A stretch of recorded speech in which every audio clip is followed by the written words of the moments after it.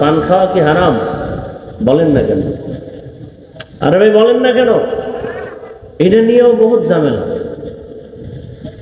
বেশি ফতোয়াবাজি ওয়াজের ভ্যান্ডেলে কইরা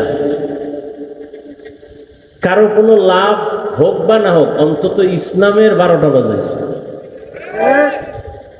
সাধারণ মানুষ আবেগওয়ালা তো, আশেপাশে মাদ্রাসা আছে, হুজুর আছে, হ্যাঁ প্রশ্নের জন্য যাবে না, বক্তারে প্রশ্ন করে একটা প্যাঁচ লাগাই দিবে। কারণ বক্তা যদি জবাব না দেয় কইবে আর কিছুই নেই। যে প্রশ্ন করছে ও প্রশ্নর কিচ্ছুই বুঝে না, জবাব তো পরের কথা। এই প্রশ্ন কইরা কইরা সমাজের মধ্যে ইসলামটাকে বিতর্কিত করছে। এটাই যে প্রশ্ন কেন? এখন কি সেই যুগ যেই যুগে সারা দেশ বইরা 5টা মাদ্রাসা নাই? সেই যুগ। ঘরে ঘরে মাদ্রাসা, ঘরে ঘরে আলেম, ইমাম, মুফতি, মুহাদ্দিস। ওয়াজের ভ্যান্ডেলে প্রশ্ন কেন? এই এক লাইনের মানুষই আছে, কাজই হইল শুধু প্যাঁচ লাগানো। ওই যে একটা গ্রাম্য প্রবাদ আছে, লেখতে না জানলো মুসবার জম। লেখতে পারে না, কিন্তু মুছতে পারে। মসজিদে টাকা দিতে পারবে না, মাদ্রাসায় দিতে পারবে না, হিসাবটা চাইতে পারে। এরকম বেয়াদব নাই?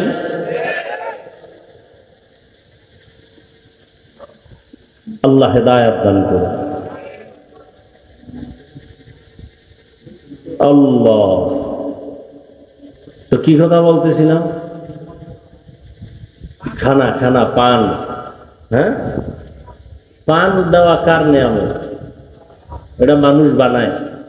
আমি কথা বলে, পান কি কোনো মেশিনে তৈরি হয়? হয় না। সুপারি মেশিনে তৈরি হয় না? আল্লাহ দেয়, আল্লাহ দেয়। মানুষ হাত দিয়ে তৈরি করে কোনটা? চুন না? আর কি তৈরি করে? জর্দা। এই বিষয়ে কেউ কেউ কথা বলে। পান শরীরের জন্য কত উপকার আপনি জানেন?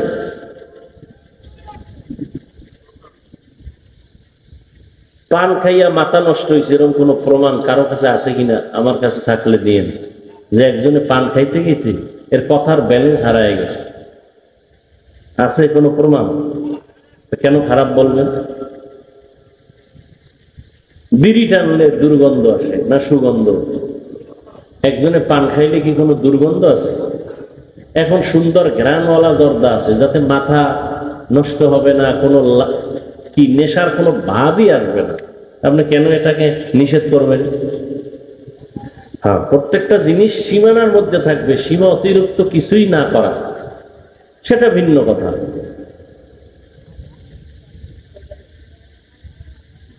আল্লাহ সবাইকে বুঝার তৌফিক দান করে। তাহলে জেলখানার আসামি মন চাইলে খাইতে পারবে না, মন চাইলে ঘুমাইতে পারবে না। ঠিক যারা আল্লাহর আশেক মুমিন, তারাও দুনিয়াতে চলবে জেলখানার মতো, মন চাইলেই পাইলো আর খাইলো। এটা হবে আল্লাহর আইন অনুযায়ী চলবে, আল্লাহকে বেজার করবে না। ক্বালান নবিয়্যু সাল্লাল্লাহু আলাইহি ওয়া আলিহি ওয়া সাল্লাম, লা তাআতা লি মাখলুকিন ফি মাসিয়াতিল খালিক। পয়গম্বর বলেন, আল্লাহকে অসন্তুষ্ট করে পৃথিবীর ভিন্ন কারো আদেশ নিষেধ মেনে নেওয়া হারাম। দুনিয়ার সবাইকে বেজার করা সম্ভব, আল্লাহকে বেজার করাটা অসম্ভব। কার জন্য? মুমিনের জন্য একটা কঠিন বিধান, আইন। মুমিন সবাইরে বেজার করলে করবে, কিন্তু কাকে করবে না? আল্লাহকে। দাড়ি কাটলে আল্লাহ বেজার, ম্যাডাম খুশি, ঠিক না?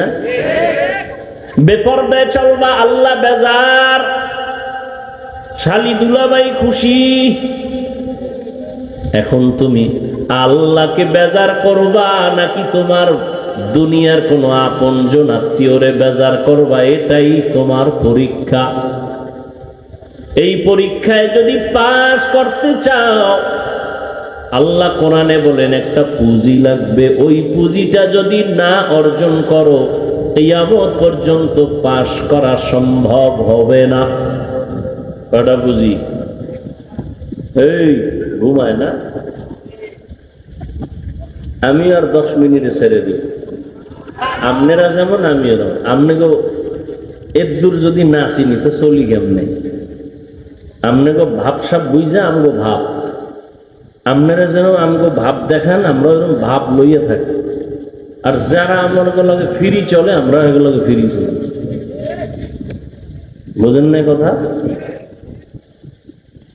বয়ান কিয়ামত পর্যন্ত কথাটা নিজে তো মনে রাখবেনই, পারলে ঘরের দরজায় ভালো করে লিখে যাবেন, যে লেখাটা নষ্ট না হয়। এখন যে একটা পয়েন্ট বলবো, আধা মিনিট। বক্তার বক্তব্য, আলোচকের আলোচনা, ওয়াইজিনের ওয়াজ, এটা তার ক্রেডিট, তার কোনো এলেম বা আমলের বাহাদুরিতে হয় না। এটা হয় সামিঈন বা শ্রোতাদের অন্তরের মোহাব্বত আর আকর্ষণের উপর।